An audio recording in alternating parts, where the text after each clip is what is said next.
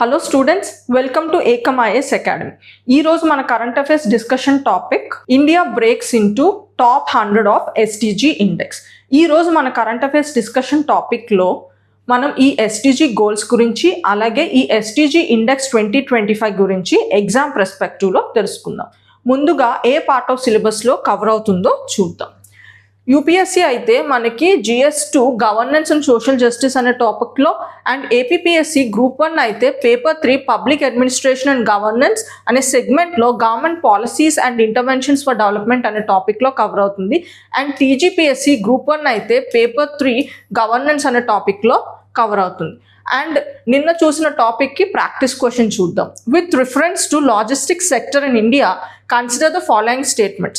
The logistics sector in India is entirely regulated by Ministry of Commerce and Industry.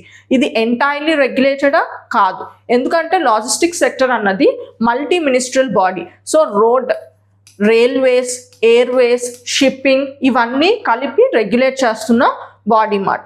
Okay, logistics sector అన్నది. So ఇది wrong statement. India logistic cost as a percentage of GDP is higher that of China. ఇది కరెక్టే. India percentage of GDP at present ఎంత ఉంది లాజిస్టిక్కి? 13 to 14% ఉంటే China అది 9% ఉంది. So అందుకే ఇది గ్రేటర్. ఇది correct statement. PM Gati Shakti National Master Plan aims to improve multimodal connectivity and reduce logistic cost. అవును, ఇది కరెక్ట్ స్టేట్మెంటే. సో ఆన్సర్ ఏంటి? మనకి కరెక్ట్ అడిగారు కాబట్టి 2 and 3 ఓన్లీ. అండ్ ఈరోజు టాపిక్కి మనం ప్రాక్టీస్ క్వశ్చన్ చూద్దాం. Which reference to sustainable development goals, consider the following statement. India consistently improved its global SDG rankings since 2016. SDG India Index is given by Ministry of Statistics and Program Implementation. Select the incorrect answer. Option 1 only, B 2 only, C 1 and 2 only, D none. Answer తెలిసిన వాళ్ళు తప్పకుండా comment సెక్షన్లో తెలపండి. And తెలియకపోయినా పర్వాలేదు, ఈ రోజు current affairs topic అయ్యే లోపల ఈ క్వశ్చన్కి ఆన్సర్ తెలుసుకునే ప్రయత్నం చేద్దాం. ఫస్ట్ ఈ రోజు టాపిక్ని మనం ఈ సబ్ టాపిక్స్లో నేర్చుకుందాం. ఎస్డిజి గురించి తెలుసుకుందాం. అండ్ ఈ ఇయర్ ఎస్డిజి రిపోర్ట్ 2025 గురించి ఇండియా స్టేటస్ ఏంటి అండ్ రీజనల్ అనాలిసిస్ ఏంటి, ఈ రిపోర్ట్ చెప్పిన కీ కన్సర్న్స్ ఏంటో చూద్దాం. అలాగే మెయిన్స్ పర్స్పెక్టివ్లో ఇండియా ఎస్డిజి గోల్స్ని అచీవ్ చేయడానికి తీసుకుంటున్న మెషర్స్ ఏంటి అండ్ వే ఫార్వర్డ్ ఏంటో కూడా చూద్దాం. సో ముందుగా ఈ ఎస్డిజి గోల్స్ అంటే ఏంటి? సో ఈ ఎస్డిజి గోల్స్ అన్నవి మనకి గ్లోబల్ గోల్స్గా కూడా పిలువబడుతుందన్నమాట. అండ్ ఇది ఎప్పుడు అడాప్ట్ చేసుకున్నాం? యునైటెడ్ నేషన్ ప్రతిపాదిస్తే 2015లో మన యునైటెడ్ నేషన్ మెంబర్ కంట్రీస్ అన్ని అడాప్ట్ చేసుకున్నాయి. సో ఈ ఎస్డిజి గోల్స్ దేని గురించి? పేరులోనే sustainable development goals. So development సస్టైనబుల్గా ఉండాలి, వాటికి సంబంధించిన గోల్స్ మాట. సో డెవలప్మెంట్ సస్టైనబుల్గా ఉండడం అంటే ఏంటి? ఎన్విరాన్మెంట్ ఫ్రెండ్లీ ఉండాలి అని. Okay, so one of the goal అది. అలాగే అండ్ ఇన్క్లూజివ్గా ఉండాలి. ఇన్క్లూజివ్ అంటే మనకి రిసోర్స్ డిస్ట్రిబ్యూషన్ అవి ఉంటాయి కదా, అవి అందరికీ అందుబాటులో ఉండాలి. అంటే basic resource facilities like health facilities, education facilities, అలాగే మనకి ఇన్ఫ్రాస్ట్రక్చర్ ఫెసిలిటీస్ అండ్ మనకి ఎంప్లాయ్మెంట్ ఆపర్చునిటీస్ ఇవన్నీ ఈక్వల్ యాక్సెస్ ఉండాలన్నమాట. అప్పుడే దాన్ని సస్టైనబుల్ డెవలప్మెంట్ అంటారు. సో ఈ సస్టైనబుల్ డెవలప్మెంట్ గోల్స్లో ఈ డెవలప్మెంట్ని మనం 17 గోల్స్తోని మ్యాప్ చేసుకుంటున్నాం. ఏంటా 17 గోల్స్ అంటే ఇవే.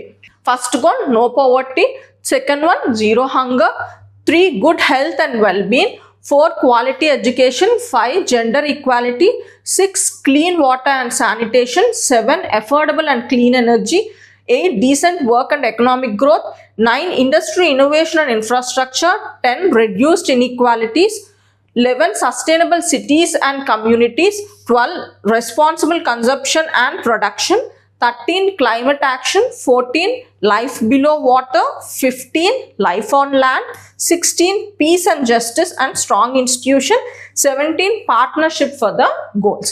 సో ఈ గోల్స్ గుర్తుండడం మనకి చాలా ఇంపార్టెంట్.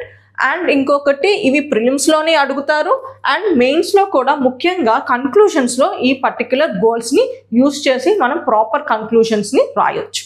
సో ఈ సస్టైనబుల్ డెవలప్మెంట్ గోల్స్ అంటూ ఉన్నాయి 17 అని చెప్పాను. సో ప్రతి కంట్రీస్ ఇవి ఫాలో అప్ చేయాలి అని చెప్పి. సో ప్రతి కంట్రీస్ ఇవి ఎలాగా ఇంప్లిమెంట్ చేస్తున్నాయో తెలుసుకోవడానికి సో ఎస్డిజి రిపోర్ట్ ద్వారా ప్రతి ఇయర్ ఒక రిపోర్ట్ వస్తుంది అన్నమాట. ఈ రిపోర్ట్లో ఏం చేస్తుంది, ప్రతి కంట్రీ ఎస్డిజి గోల్స్ని ఎలా ఫాలో చేస్తుంది, వాటి స్టేటస్ ఎలా ఉంది, తగ్గిందా పెరిగిందా, ఆ ప్రోగ్రెస్ ఎలా ఉందో చూస్తుంది, అండ్ కీ కన్సర్న్స్ ఏంటో చెప్తుంది, అండ్ వాటిని అచీవ్ చేయడానికి రికమెండేషన్స్ ఇస్తుంది అన్నమాట. ఈ రిపోర్ట్లో భాగంగానే మనకి ఎస్డిజి ఇండెక్స్ కూడా వస్తుంది ప్రతి ఇయర్. సో ఈ ఎస్డిజి సస్టైనబుల్ డెవలప్మెంట్ ఇండెక్స్ మనకి ఎలా వస్తుంది, ఈ 17 గోల్స్ ఏమో ఉన్నాయో వాటిని రేట్ చేస్తూ ర్యాంకింగ్ ఇస్తుంది అన్నమాట. 0 to 100 స్కోర్ ఇచ్చి దాన్ని బట్టి ర్యాంకింగ్ ఇస్తుంది. అండ్ ఈ 17 గోల్స్కి ఈక్వల్ వెయిటేజ్ ఉంటుంది. అండ్ ఈ ఈక్వల్ 17 గోల్స్కి ఒక్కొక్క వాల్యూ వస్తుంది కదా. సో ఫైనల్గా మనకి ఎస్డిజి ఇండెక్స్ ఎలా వస్తుందంటే యావరేజింగ్ ఆఫ్ ది 17 గోల్స్ మాట. ఓకే, అండ్ ఈ ఎస్డిజి రిపోర్ట్ని తయారు చేసేది ఏంటంటే సస్టైనబుల్ డెవలప్మెంట్ సొల్యూషన్ నెట్వర్క్ అని ఒక బాడీ ఉంటుంది. And it is led by economist Jeffrey సాక్స్. అండ్ అలాగే ఈ పర్టికులర్ ఆర్గనైజేషన్స్తో ఒక జర్మన్ ప్రైవేట్ ఫౌండేషన్ కూడా వర్క్ చేస్తుంది. ఆ ఫౌండేషన్ పేరేంటి, బర్టెల్స్మాన్ స్టిఫ్టింగ్. ఓకే, ఈ రెండు ఈ ఎస్డిజి డెవలప్మెంట్ రిపోర్ట్ని మనకి ప్రతి ఇయర్ రిలీజ్ చేస్తుంది. అందులోనే మనకి ఎస్డిజి ఇండెక్స్ కూడా ఉంటుంది. సో ఈ ఇయర్ ఎస్డిజి ఇండెక్స్ ర్యాంకింగ్స్లో ఎలా ఉందో మిగతా కంట్రీస్ పర్ఫార్మెన్స్ చూద్దాం. ముందుగా ఇండియా. సో ఇండియా ఏ ర్యాంక్ తెచ్చుకుంది, 2025 ఎస్డిజి ఇండెక్స్లో 99th ర్యాంక్ తెచ్చుకుంది. అండ్ చైనాతో కంపేర్ చేస్తే China rank 49th and US rank 44. And India score ఎంత, 67. అండ్ ఇండియా ప్రోగ్రెస్ ఎలా ఉంది, ఎస్డిజి ర్యాంకింగ్స్ ఫ్రమ్ వేరియస్ ఇయర్లు. సో 2017లో 116 ఉంది, 2018లో 112 ఉంది, అండ్ తర్వాత 19లో పెరిగింది, మళ్ళీ 20లో కూడా పెరిగింది, 21లో కూడా పెరిగింది, అండ్ 23లో తగ్గింది, అండ్ 24లో 109 అయింది. ఇప్పుడు మనకి 99 అయింది. అంటే ఫస్ట్ టైం బిలో 100 ర్యాంక్ మనం తెచ్చుకున్నాం. అండ్ అలాగే ఇండియా నేబర్ పర్ఫార్మెన్స్ కూడా ఎలా ఉందో చూద్దాం relative to India. So Bhutan rank ఎంత ఉంది, 74th, స్కోర్ ఎంత, 70.5. నేపాల్ ర్యాంక్ ఎంత, 85, స్కోర్ ఎంత, 68.6. బంగ్లాదేశ్ ఎంత ఉంది, 114, స్కోర్ ఎంత, 63.9. అండ్ పాకిస్తాన్ 140, 57. అలాగే ఇండియన్ మ్యారిటైమ్ బౌండరీస్ షేర్ చేసుకున్న countries like Maldives rank 53rd and Sri Lanka rank 93rd. Okay, so except Bangladesh and Pakistan మిగతా నేబర్స్తోని కంపేర్ చేస్తే ఇండియా కన్నా వాళ్ళే బెటర్గా పర్ఫామ్ చేశారు. నెక్స్ట్, సో రీజనల్ అలయన్సెస్ ఎలా ఉంది. సో యూరోపియన్ కంట్రీస్ పర్ఫార్మెన్స్ ఎప్పుడు కన్సిస్టెంట్గా ఉంటుంది. బేసికలీ టాప్ 19 of 20 ఎప్పుడు యూరోప్ కంట్రీస్ నుంచే వస్తున్నాయి. అండ్ ఈ ఇయర్ కూడా top 19 of the 20 European countries నుంచి వచ్చింది. అండ్ నార్డిక్ నేషన్స్ బెస్ట్ పర్ఫార్మర్స్గా నిలిచాయి. అవి ఆ నార్డిక్ నేషన్స్ ఏంటవి, ఫిన్లాండ్ ఫస్ట్ ర్యాంక్ వచ్చింది, Sweden second rank, and Denmark third rank. Okay, and even ఈ కంట్రీస్ మేజారిటీ ఆఫ్ ద ఇండికేటర్స్లో బాగా పర్ఫామ్ చేసిన 2 ఇండికేటర్స్లో మాత్రం వాళ్ళ పర్ఫార్మెన్స్ బాగాలేదు. అది క్లైమేట్ గురించి అండ్ బయోడైవర్సిటీ గురించి. ఎందుకు బాగాలేదంట, అన్సస్టైనబుల్ కన్జంప్షన్ ప్రాక్టీసెస్ ఇంకా అక్కడ ఎక్కువగా ఉన్నాయి. దాని ఇంపాక్ట్ ఈ రెండిటి మీద పడడం వల్ల ఈ 2 ఇండికేటర్స్ మాత్రం బాగాలేదు. Okay, then east and south Asia, ఈ రీజన్ మాత్రం పర్ఫార్మెన్స్ మాత్రం హై పర్ఫార్మెన్స్ ఉంది. అంటే వీటి పర్ఫార్మెన్స్ అవుట్ పర్ఫార్మ్ చేశాయన్నమాట. అంటే వీళ్ళ ప్రోగ్రెస్ చాలా ఫాస్ట్గా ఉంటుంది. బేసిక్లీ ఏ ఇండికేటర్స్ మీద, సోషో ఎకనామిక్ ఇండికేటర్స్, అంటే హెల్త్, ఎడ్యుకేషన్ అండ్ ఇన్ఈక్వాలిటీ, ఈ ఆస్పెక్ట్స్లో వీళ్ళ పర్ఫార్మెన్స్ బెటర్గా ఉన్నాయి. సో అందులో కొన్ని దేశాలు పర్ఫార్మెన్స్ ఎలా ఉన్నాయో చెప్తుందన్నమాట.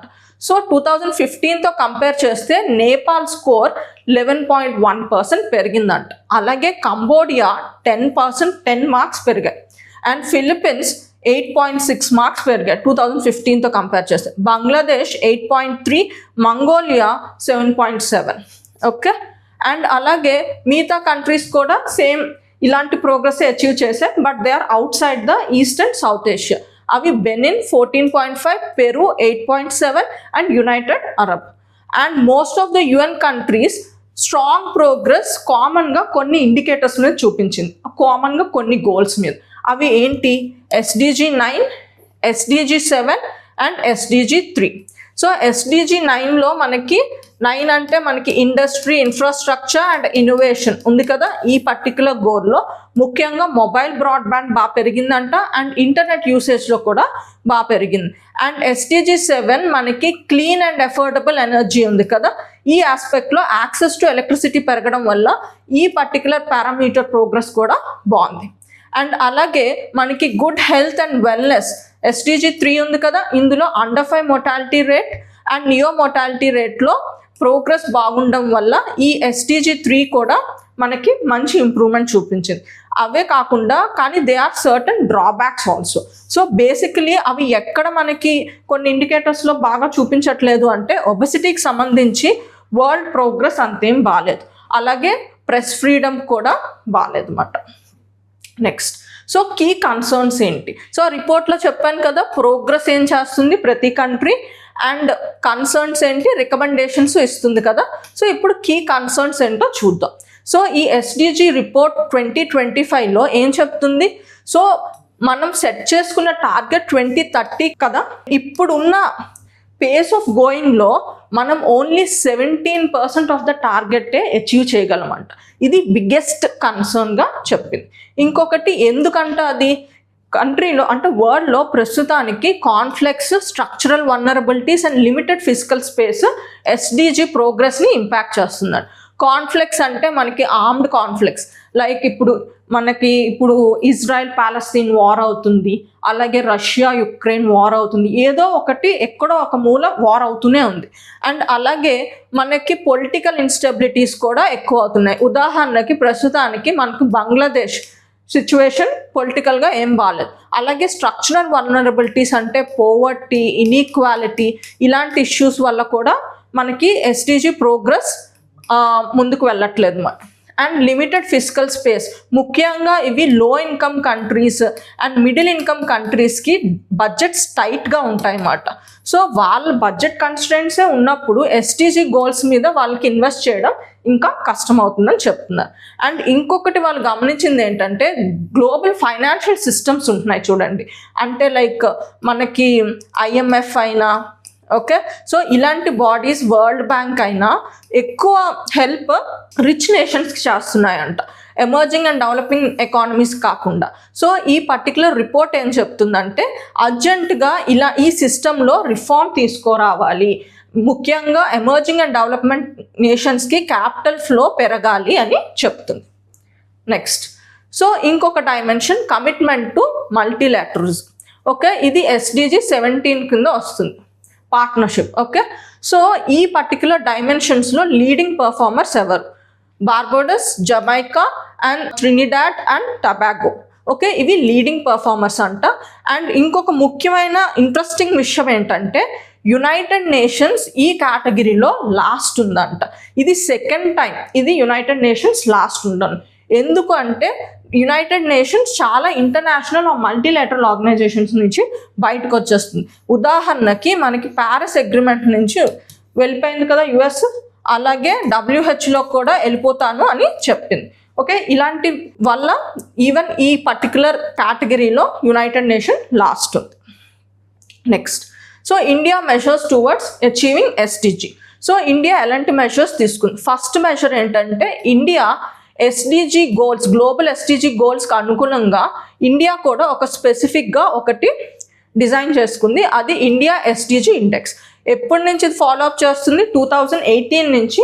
ఎవరు ఇది ఇస్తారు? ప్రతి ఇయర్ నీతి ఆయోగ్ ఇస్తుంది. అండ్ స్కోర్ 0 to 100 వరకు ఉంటుంది అండ్ 113 ఇండికేటర్స్ని. ఓకే, మొత్తం ఎన్ని గోల్స్ని ఇది మెషర్ చేస్తుంది? 16 గోల్స్ని మెషర్ చేస్తుంది. లాస్ట్ 17 గోల్ లేదన్నమాట. సో 16 గోల్ని మెషర్ చేస్తుంది. అండ్ ఈ 16 గోల్స్నే 113 ఇండికేటర్స్తో మ్యాప్ చేస్తూ 0 to 100 స్కోర్స్ ఇస్తుంది ఎవరికి? స్టేట్స్ అండ్ యూటీస్ మాట. సో ఇక్కడ స్టేట్స్ అండ్ యూటీస్ ఈ స్కోర్స్ ప్రకారం మనకి డివైడ్ అయ్యాయి అన్నమాట. సో ఒకటేంటి ఆస్పిరెంట్స్, సో వాళ్ళ స్కోర్ ఎంత రావాలి, 0 to 49 రావాలి. అండ్ పర్ఫార్మర్స్ 50 to 64 రావాలి. ఫ్రంట్ రన్నర్ 65 to 99 రావాలి. అచీవర్స్ అయితే 100% స్కోర్ వస్తున్నాడు.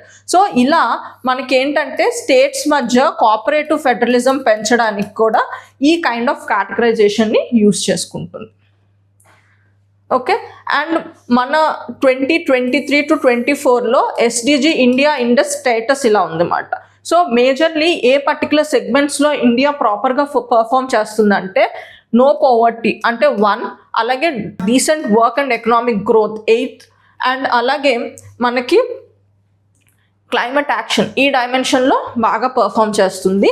అండ్ అలాగే టాప్ స్టేట్స్ ఏమున్నాయి అని చెప్పంటే మనకి 2023 to 24లో Kerala and Uttarakhand top performance చేశాయి. వాటి స్కోర్ 79 వచ్చింది. అండ్ బీహార్ లోయెస్ట్ దాంట్లో ఉంది, దాని score 57. Okay, and states are UTs ఎన్ని number of states and UTs మనకి ఈ ఫ్రంట్ రన్నర్ కేటగిరీలో ఉన్నాయంటే 32 స్టేట్స్ ఉన్నాయి. సో మనకి 2018లో స్టార్ట్ చేసినప్పుడు అవి 22 మాత్రమే ఉండేవి, ఇవి 32కి చేరుకున్నాయంట. అండ్ 2023 to 24లో మనకి రేంజ్ ఆఫ్ స్కోర్స్ ఎలా వచ్చాయి స్టేట్స్కి 57 to 79 ఉంది. కానీ 2018లో స్టార్ట్ చేసినప్పుడు వాటి స్కోర్స్ ఎలా ఉన్నాయి, రేంజ్ ప్రతి యూటీకి స్టేట్స్కి రేంజ్ 40 to 69, అదే ఇప్పుడు 57 to 79కి రీచ్ అయింది. అంటే ప్రతి స్టేట్ ఈ SDG గోల్స్ని సీరియస్గా తీసుకుంటూ వర్క్ చేస్తుందని అర్థం. నెక్స్ట్, సో అంతేకాకుండా మనకి SDG గోల్స్కి అలైన్ అవుతూ కొన్ని స్కీమ్స్ కూడా ఉన్నాయి. లైక్ SDG 1 అనుకోండి, అదేంటి నో పవర్టీ కదా. సో దానికి సంబంధించిన స్కీమ్స్ ఏంటి మనకి MG NREGA, okay, national urban livelihood machine ఇలా మాట. అలాగే మనకి ఎడ్యుకేషన్కి SDG 4 కదా. సో దీనికి ఏంటి మనకి లైక్ సర్వశిక్ష అభియాన్. సో ఇలా మనకి SDGకి అనుగుణంగా స్కీమ్స్ కూడా చాలా మనం తీసుకొచ్చాం అన్నమాట.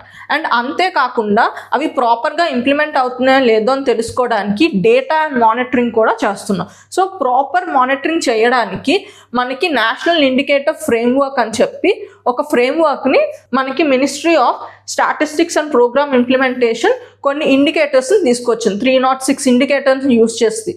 అండ్ ఈ పర్టిక్యులర్ ఫ్రేమ్వర్క్ని యూజ్ చేస్తూనే నీతి ఆయోగ్ కూడా ర్యాంకింగ్ ఇస్తుంది. కానీ నీతి ఆయోగ్ రేట్ చేస్తున్న ఇండికేటర్స్ 113 మాట. ఓకే, అండ్ అలాగే రియలిస్టిక్గా మన ప్రోగ్రెస్ చూసుకోవడానికి SDG డాష్ బోర్డ్స్ కూడా గవర్నమెంట్ యూజ్ చేస్తుంది అన్నమాట. And budgeting and financing, so ఈ SDGని ఫోకస్ చేస్తూ బడ్జెటింగ్ కూడా ఉంటే బాగుంటుందని కొన్ని స్టేట్స్ ఇనిషియేటివ్ తీసుకుంటూ చేస్తున్నాయి. అందులో ఆంధ్రప్రదేశ్ అండ్ కేరళ అన్నవి ముఖ్యంగా మనం గమనించవలసిన విషయం. అలాగే ఫైనాన్స్ కమిషన్లో కూడా ఫైనాన్స్ కమిషన్ గ్రాంట్స్ కూడా ఈ SDG గోల్స్కి ఇంప్లిమెంట్ చేయడానికి హెల్ప్ అవుతుంది.